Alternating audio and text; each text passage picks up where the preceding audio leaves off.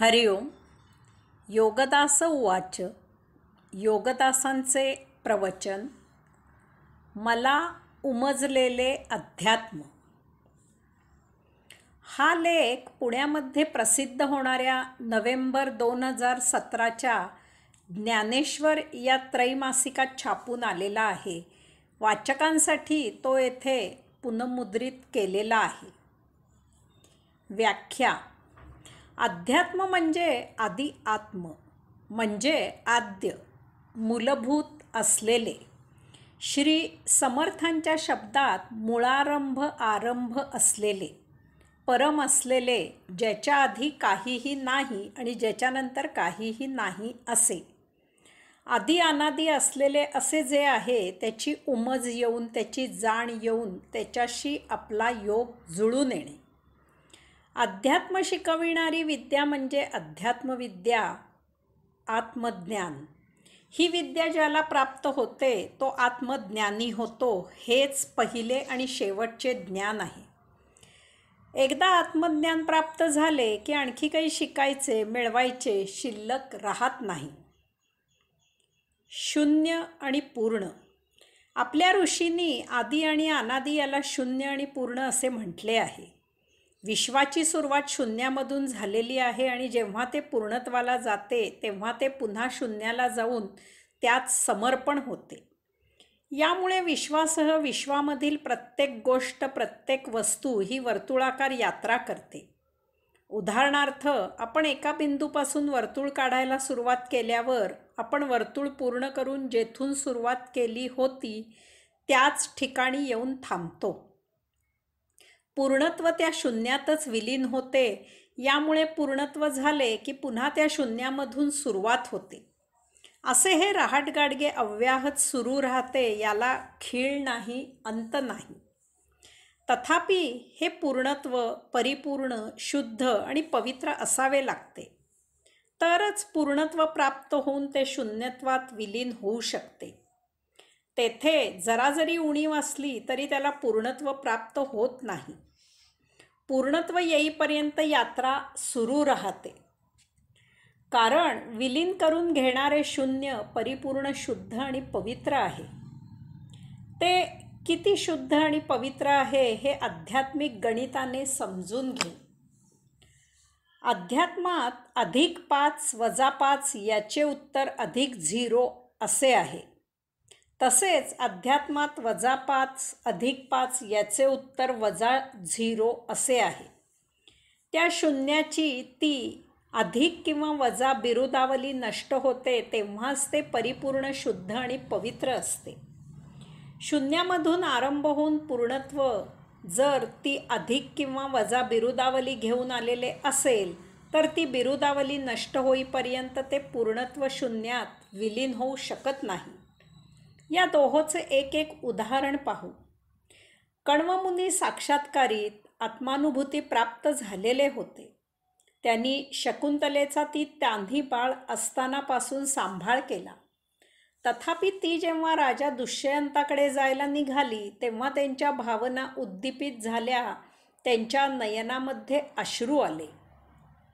हे अधिक पूर्णत्वाचे लक्षण आहे. पूर्वाश्रमीचे राजा असलेले विश्वामित्र ऋषी साक्षात्कारीत आत्मानुभूती प्राप्त झालेले होते. तथापि मेनका समोर आल्यावर त्यांच्या भावना ते आवरू शकले नाहीत. हे वजा पूर्णत्वाचे लक्षण आहे. जो साक्षीत्वाने जगतो तोच आध्यात्मिक जीवन जगू शकतो. गीतेने याला स्थितप्रज्ञ असे म्हटले आहे. बुद्ध, महावीर यांनी याला सम्यक समतोल जीवन असे म्हटले आहे. जगामध्ये वजा डावे आणि अधिक उजवे अशा दोन्हीही बाजू आहेत. आपण या दोहोच्या मध्यभागी शून्यावर वास्तव्य करायचे आहे. देह जीवित ठेवण्यासाठी वजा डावीकडे अथवा अधिक उजवीकडे यात्रा करायची. देहधर्मापुरतेच घ्यायचे आणि तत्क्षणी शून्यात येऊन साक्षीत्वाने सृष्टी अनुभवायची. असे केल्यास आपण आध्यात्मिक जीवन जगतो. आनंद. आनंद हा आपला स्थायी स्वभाव आहे. आपण मूलतः आनंदी आहोत. आपण आनंदाचे झाड आहोत. तथापि जीवन जगताना देह जीवित राहण्यासाठी जेव्हा आपण भौतिक वस्तुजगत वापरतो तेव्हा आपल्या देहादी इंद्रियांना त्या भौतिक वस्तुजगताची लज्जत, चव, सौख्य इत्यादी जाणवते. त्यामुळे आपल्या देहादी इंद्रियांना अशी वस्तू परत परत वापरावी अशी कामना, वासना निर्माण होते. त्यासाठी अशा वस्तू संग्रही कराव्यात अशी आपल्या मन, बुद्धी यांना अभिलाषा निर्माण होते. तसेच अशी वस्तू आपल्या मालकीची असती तर आपण आपल्याला पाहिजे तेव्हा आणि पाहिजे तितका त्याचा उपभोग घेऊ शकतो याची जाण आपल्या मन आणि बुद्धी यांना होते. या प्रभावाखाली मन आणि बुद्धी येतात, त्यांना देहादी इंद्रियांची साथ मिळते आणि अशा प्रकारे देहादी इंद्रिये भौतिक वस्तुजगत संग्रही करण्यासाठी उद्युक्त होतात. त्यासाठी देह धर्माव्यतिरिक्त जास्तीचे मिळवून संग्रह केला जातो. देहधर्माव्यतिरिक्त त्यांचा उपभोग घेतला जातो. हे सर्व साक्षीत्वाने अवलोकन करणारे आपण जीवनात भरकटतो आणि जीवनाऐवजी आयुष्य कधी जगू लागतो ते आपल्यालाही समजत नाही. येथे आपण सुखदुःख या द्वंद्वात पुरते अडकतो, फसतो, रुततो. कारण भौतिक वस्तुजगत अमर्याद उपलब्ध आहे आणि त्यांचा संग्रह करून उपभोग घेण्याची आपली मानसिक, शारीरिक, आर्थिक, वैचारिक, भावनिक, सामाजिक इत्यादी क्षमता मर्यादित आहे. या अनेक प्रकारच्या क्षमतेमध्ये कोठे ना कोठेतरी आपण कमी असतो. यामुळे देहादी इंद्रियांना अपेक्षित असलेले सर्व वस्तुजगत आपण उपलब्ध करू शकत नाही. यामुळे दुःख निर्माण होते. त्यांना अपेक्षित असे वस्तुजगत उपलब्ध झाले तर त्यांना सुख मिळते. येथे सुखदुःख यांचा आट्यापाट्यांचा खेळ सुरू होतो. उपलब्ध झालेले वस्तुजगत केव्हा तरी आपल्याकडून संपते, हरवते, नष्ट होते आणि आपल्याला त्याचे दुःख होते. यामुळे आपला अहंकार दुखावतो आणि आपण वस्तुजगत पुन्हा उपलब्ध करतो. त्यामुळे आपल्याला सुख मिळते.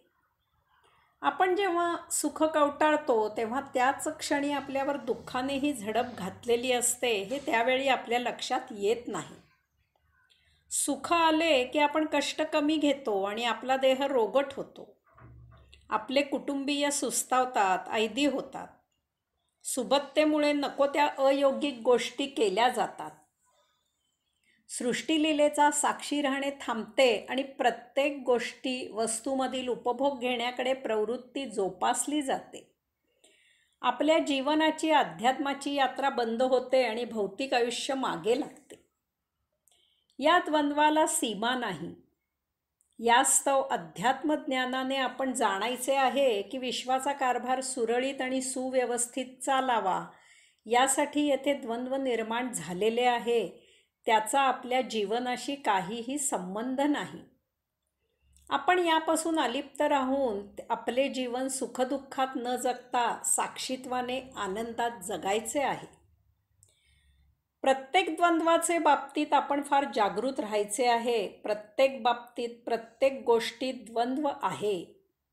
यास्तव आपण कोणत्याही एका टोकाला न जाता अत्यावश्यक इतकेच भौतिक वस्तुजगत वापरायचे आणि अन्य वेळी सर्वस्वाला सदा अलिप्त राहायचे. साक्षी राहून या विश्वाचे फक्त अवलोकन करायचे. प्रत्येक वेळी कसोटी लावायची की आत्ता जे हवे आहे ते देहाला हवे आहे का?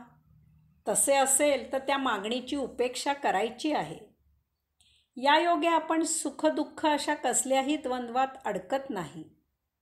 द्वंद्वापासून अलिप्त राहिल्यामुळे आपण या सर्वांच्या अतीत पलीकडे राहतो. येथे कोणत्याही द्वंद्वाची कसलीही छटा नसते, फक्त आनंद असतो. प्रतीक आरशासारखे. प्रत्येक जीवाच्या अंतःकरणात परमात्म्याचा अंश निवास करत आहे. यामुळे साहजिकच, स्वाभाविकच, नैसर्गिक ओढीने प्रत्येक जीव परमात्म्याचा शोध घेत आहे. तथापि विशेष करून मानव भौतिकाच्या नको इतक्या कच्छपी लागत असल्यामुळे मानवाला परमात्मा सर्वसाधारणपणे अप्राप्य, दुर्मिळ झाला आहे. दुर्दैव असे आहे की आपण आपल्या मातुलाकडे आकर्षित होत असूनही आपण त्यापासून दूर राहतो म्हणून आपल्या जीवनात दुःख, कष्ट, पीडा, त्रास, वैताग आहे. याची जाणीव फक्त मानवी देहीच होऊ शकते. परमात्मा प्राप्त करण्यासाठी योगाचरण, आत्माचरण आणि यासाठी अध्यात्म, सत्संग इत्यादी असे राजमार्ग आहेत. परंतु या मार्गावर आपण निरीच्छ होऊन भौतिकापासून दूर होऊनच जाऊ शकतो. परमात्म्याला प्राप्त करण्यात मानवाची नेमकी हीच अडचण आहे. त्याने जे भौतिक मिळवलेले आहे ते स्वतःजवळ बाळगून त्याला परमात्मा प्राप्त व्हायला हवा आहे. त्याला दोन्हीही दगडांवर पाय घट्ट रोवायचा आहे हे तर शक्य नाही. कारण परमात्म्याने येथे जे भौतिक निर्माण केले आहे ते देह जीवित ठेवण्यासाठी आहे. स्वतः परमात्मा अंशात्मक रूपाने जीवाच्या देहामध्ये अंतःकरणात विराजित झाला आहे. मानवाने भौतिकाचा सुयोग्य उपयोग करून देह जीवित ठेवावा आणि त्यायोगे ही सृष्टी साक्षी राहून देहामधील अंशात्म्यासाठी अवलोकन करावी अशी मूळ व्यवस्था आहे. याच भौतिक वस्तुजगताचा देहधर्मापेक्षा आणखी काही निराळ्या प्रकारे उपयोग करणे अपेक्षित नाही. यामुळे भौतिकाचा अन्य प्रकारे उपयोग करणे म्हणजे त्याचा स्वतःसाठी स्वतंत्रपणे उपभोग घेणे आहे, ते परमात्म्यापासून दूर जाणे आहे. तसेच भौतिक वस्तुजगत देहाचे बाहेर आहे आणि अंशात्मा देहाचे आत अंतःकरणात विराजित आहे. यामुळे भौतिक बाळगून अंशात्म्याकडे जायची सोय नाही. परंतु मानव हे पटवून घ्यायला तयार नाही. कारण देहादी इंद्रियांना महाविलोभनीय सौख्य देणाऱ्या भौतिक वस्तुजगताचे मानवाला महाजबर आकर्षण आहे.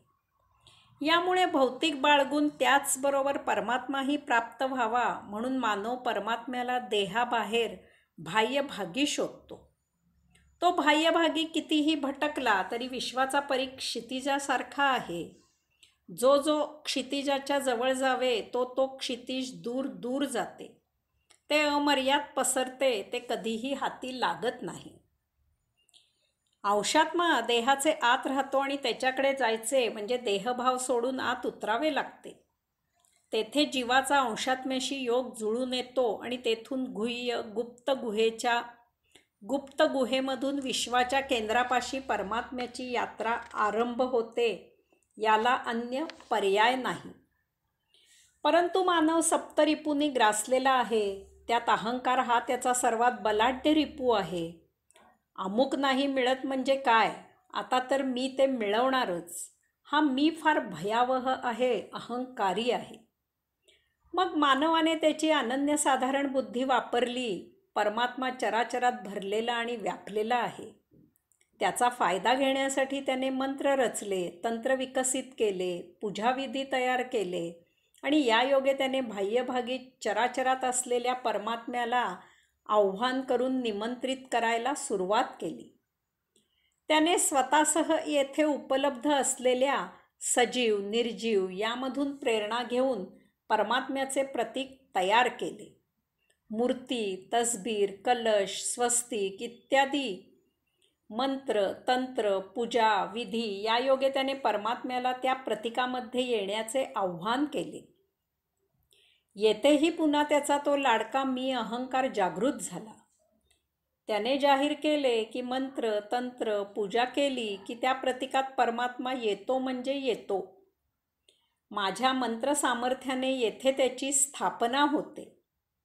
मग काय, उपभोगांना लालचावलेला मानव अशा प्रतीकाला प्रार्थना करू लागला की अमुक कामना आणि तमुक वासना शमन होण्यासाठी अमुक दे आणि तमुक दे.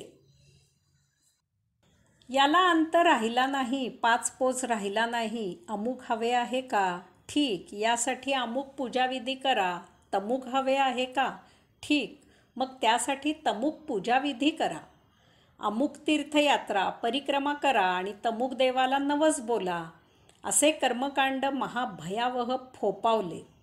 बेगडी भक्तीचा महापूर आला. त्यासाठी पुरोहित पुढे सरसावले. आपल्याला घरच्या घरी पूजा करायची आहे का? हो, आम्ही येतो की. घरी प्रतीक तयार करून मंत्र म्हणून त्यात देवदेवतेची स्थापना होऊ लागली. पूजा हा एक घरगुती समारंभ झाला. पूजेचा प्रसाद घ्यायला गर्दी जमू लागली. कोणीही पूजास्थानी भजन, कीर्तन, प्रवचन किंवा जपजाप्य करत नाहीत. एका कोपऱ्यात पूजा असते. तीर्थप्रसाद घेऊन त्या पूजेच्या साक्षीने तेथेच बाजूला गप्पांचा अड्डा जमविला जातो आणि तेथे सर्व विषयांवर यथेच्छ चर्चा केली जाते. पूजा झाली की पुन्हा मंत्र म्हणून देवतेला आव्हान करून तिला अंतर्धान केले जाऊ लागले. सार्वजनिक देवळे स्थापन झाली. सार्वजनिक पूजा होऊ लागल्या. काही काळाकरिता देवता स्थापन करून पुन्हा त्यांचे विसर्जन होऊ लागले. देव पुरोहितांच्या आज्ञेत आला. देवतेपेक्षा पुरोहित मोठे झाले. कोणतीही गोष्ट करू लागता त्याच्या यशापयशाची 50-50% शक्यता असते.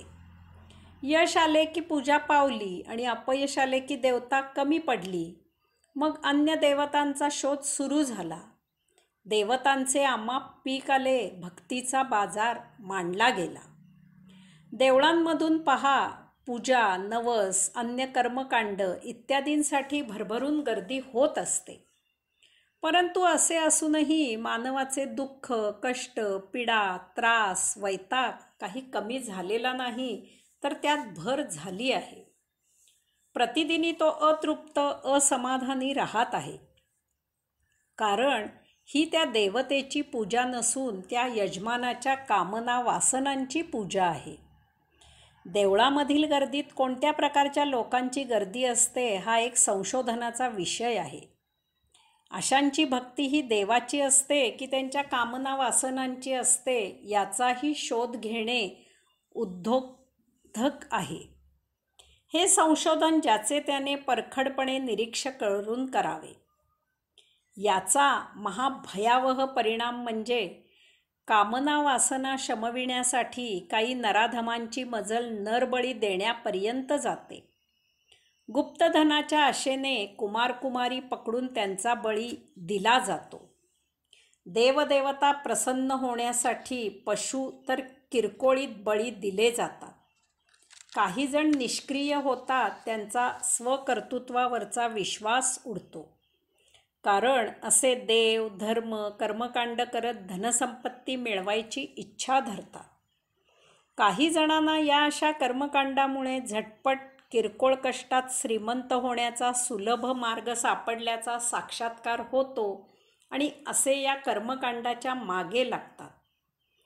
काही जणांना धार्मिक विधी, सोपस्कार, कर्मकांड, मंदिर चालविणे, जुनी मंदिरे शोधून जीर्णोद्धार करणे, त्या नावाखाली राजरोस दान मागणे आणि त्याचा शिताफीने अपहार करणे हा एक धंदा मिळतो.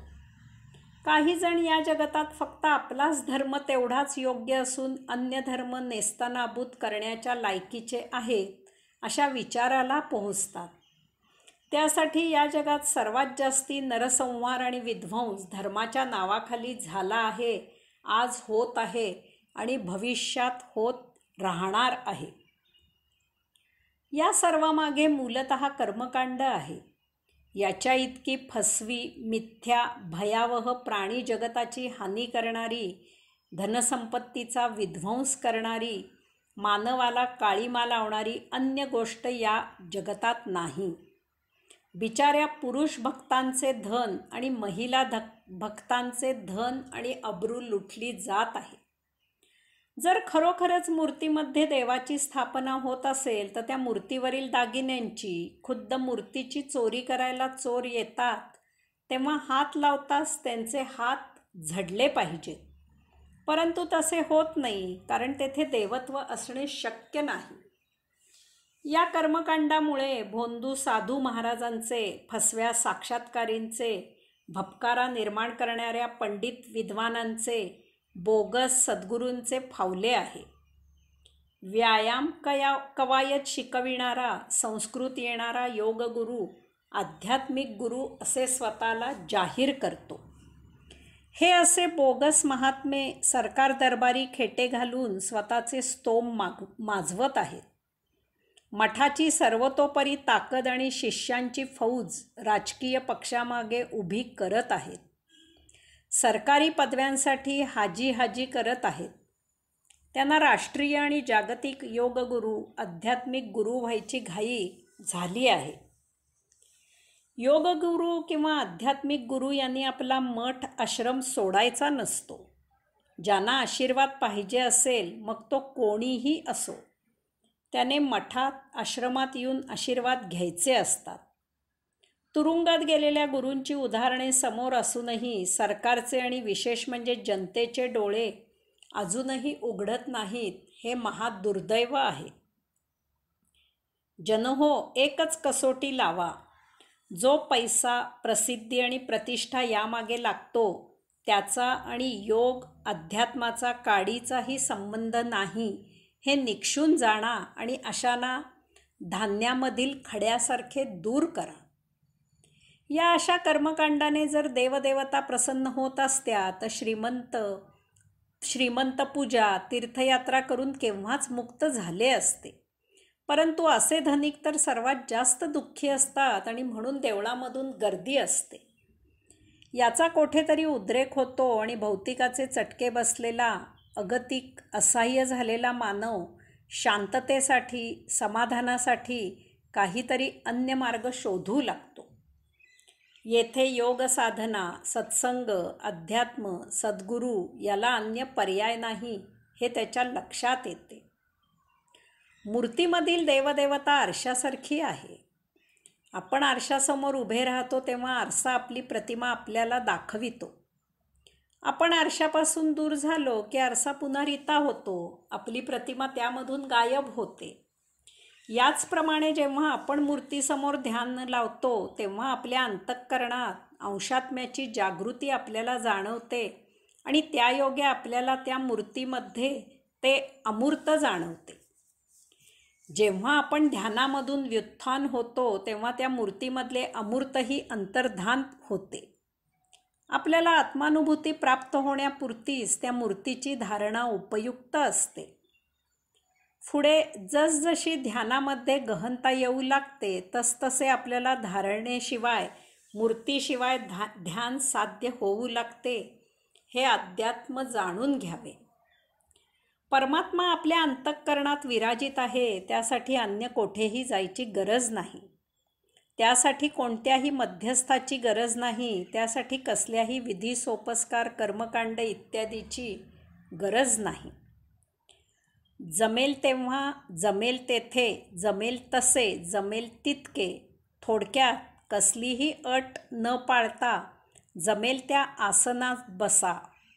डोळे मिटा, पूर्ण एकचित्त एकाग्र व्हा.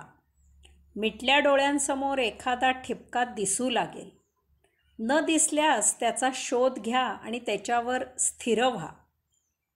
बस, हे इतकेच करा. अन्य गोष्टी आपोआप होतील, हे एका दिवसात साध्य होणारे नाही. साध्य होईपर्यंत असे करत राहा. आयुष्य आणि जीवन. आयुष्य जगणे आणि जीवन जगणे यात महत् फरक आहे. अध्यात्माच्या ज्ञानाने हा फरक लक्षात घ्यावा आणि आपली जगायची पद्धत बदलावी.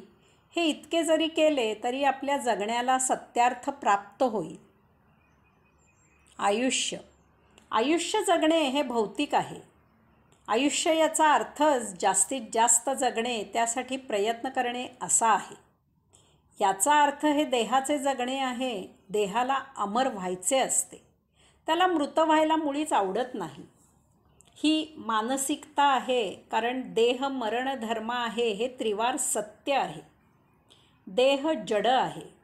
तो मुळातच कलेवर आहे. त्याच्यामध्ये अंशात्म्याकडून प्राण धारण होतो म्हणून तो जीवित असल्यासारखा आभास होतो. तो जसजसा जगत राहतो तसतसा तो झीज होत नष्ट होऊ लागतो. देह धारण केल्यावर त्याच क्षणी एकच गोष्ट पक्की होते की ती त्या देहाचा ऱ्हास होऊ लागतो आणि तो जन्म झाल्या झाल्या मरू लागतो. यामुळे जगत असताना देहादी इंद्रिय म्हणजे पंच ज्ञानेंद्रिये, पंच कर्मेंद्रिये, मन, बुद्धी आणि स्मृती महाचलाकपणे काही गोष्टी करतात. ती कमीत कमी वेळेत जास्तीत जास्त उपभोग घेण्यासाठी आटोकाट प्रयत्न करतात. ती हावरटासारखे जे मिळेल त्याचा भरपूर वस्तू संग्रह करतात. ती वस्तुसंग्रहाचा मालकी हक्क प्रस्थापित करतात. ती वस्तुसंग्रहाचा भविष्यात पाहिजे तेव्हा आणि तितका उपभोग घेतात. ती नवनवीन उपभोग शोधून त्यामागे धावतात. ती सतत जगायचा प्रयत्न करतात. ती देहाचे आयुष्य वाढविण्यासाठी फार तत्पर असतात.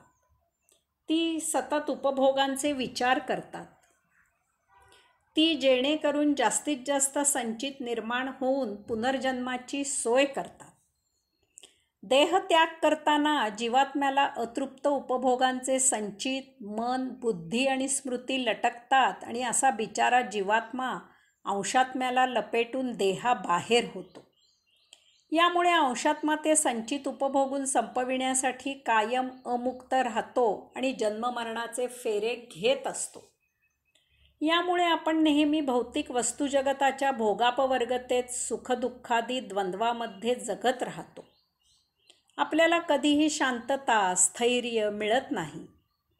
त्यामुळे आयुष्यात सुख, दुःख, कष्ट, त्रास, पीडा, वैताग याने पछाडलेले राहतो. यास्तव नेहमी कोणतीही कृती करताना ही कृती देहाच्या उपभोगासाठी आपण करत नाही याची खात्री करावी.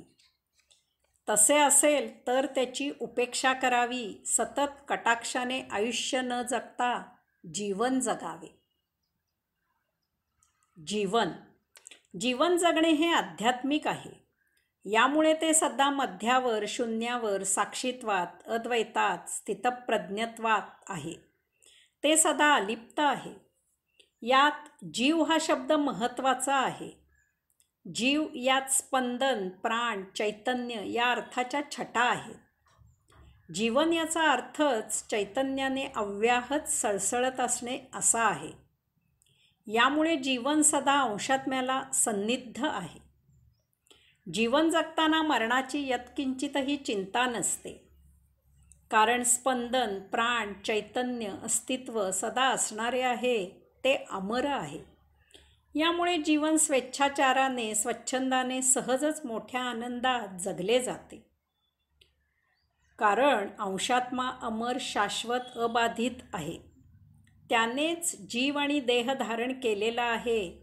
देह जीवित राहावा यासाठी अंशात्मा त्याला सतत प्राणवायूचा पुरवठा स्वतः श्वासोश्वास सुरू ठेवून करत असतो. यामुळे जीवन नेहमी अंतःप्रेरणेने जगले जाते. या प्रेरणा अंशात्म्याकडून येत असतात. तथापि अंशात्मा स्वतः सदा अकर्ता आहे.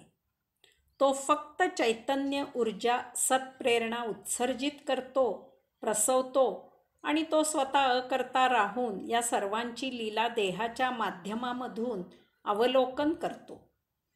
आपण या सत्प्रेरणा जाणून त्याप्रमाणे आचरण करायचे आहे. या सत्प्रेरणा अंतस असल्यामुळे त्या आतून येत असतात. प्रकर्षाने लक्षात घ्यावे की या प्रेरणा बाहेरून देहादी इंद्रियांकडून येत नसतात. यामुळे या प्रेरणा भौतिक उपभोगांसाठी नसतात, तर केवळ देह जीवित राहावा इतपतच असतात. याचा सुंदर परिणाम म्हणून आपण चुकूनही अवास्तव उपभोग घेत नाही, तर आपण वस्तुजगताचा देह जीवित राहावा इतपतच उपयोग करतो. आपण सर्वस्वापासून, पैसा, प्रसिद्धी, प्रतिष्ठा यापासून अलिप्त राहतो. यामुळे आपले संचित साचत नाही. आपली जीवनयात्रा सतत मुक्तीच्या मार्गाने प्रगती करत असते. आपण वस्तुसंग्रह करत नाही. जे समोर आहे त्यात मोठ्या समाधानाने जीवन जगतो. यामुळे शारीरिक, मानसिक, बौद्धिक इत्यादी सर्वतोपरी स्वास्थ्य असते. अंशात्मा सदानंदी, नित्यानंदी, कैवल्यानंदी आहे. त्याच्या प्रेरणेने, त्याच्या सान्निध्यात आपण त्याच्यासारखे सदानंदी, नित्यानंदी, कैवल्यानंदी राहतो. अशा प्रकारे भौतिक आयुष्य न जगता आध्यात्मिक जीवन जगावे. बाह्यभागी रममाण न होता अंतःकरणात अंशात्म्याच्या सन्निध असावे. देहादी इंद्रिये पुरस्कृत आयुष्य न जगता आत्मप्रेरणा पुरस्कृत जीवन जगावे. अध्यात्म शैक्षणिक विषय. अध्यात्म हा सक्तीचा शैक्षणिक विषय पहिल्या इयत्तेपासून 12वी होईपर्यंत असावा. विद्यार्थी दशेपासून मानवी जीवनाचा सत्य अर्थ जाणला गेला पाहिजे, तरच या भौतिक भोगापवर्गतेला आळा बसेल. कामना, वासना, मौज, मजा, चंगळ याला लगाम बसेल. ज्ञानयोगाचे, कर्मयोगाचे, भक्तियोगाचे महत्त्व बालपणापासून समजेल. यामुळे कर्मकांड बंद होईल आणि स्वकर्तृत्वावर विश्वास बसेल. पैसा, प्रसिद्धी, प्रतिष्ठा याचे गौणत्व उमजेल. स्वतःची आत्मा अशी सत्य ओळख होईल. भोंदूपणाला थारा मिळणार नाही. कला ही विरंगुळा म्हणून जाणली जाईल. कृत्रिम, बेगडी सौंदर्याचा मूर्खपणा समजेल. त्याला आता जे अवास्तव महत्त्व आले आहे ते महाघातक आहे. जो उठतो तो खेळाडू किंवा कलाकार व्हायला पाहतो, कृत्रिम सौंदर्य मिरवतो. कारण तेथे पैसा, प्रसिद्धी, प्रतिष्ठा आहे. याला कारण त्यासाठी मिळणारा प्रेक्षक वर्ग हा आहे, हे बंद झाले पाहिजे. विद्यार्थी दशेपासून दररोज प्रत्येकाला थोडा वेळ स्वतःजवळ बसून स्वतःचा शोध आणि बोध घ्यायला शिकविले पाहिजे. विद्यार्थ्यांना अध्यात्माची गोडी लावली पाहिजे, कारण सध्या असे लेख, प्रवचने ज्यांना याचे महत्त्व अगोदरच समजले आहे तेच वाचतात आणि ऐकतात. याचे बाळकडू पाजले गेले तरच मानवी जात आणि मानवी धर्म टिकेल. मला उमजलेले अध्यात्म हे असे आहे. हरिओम.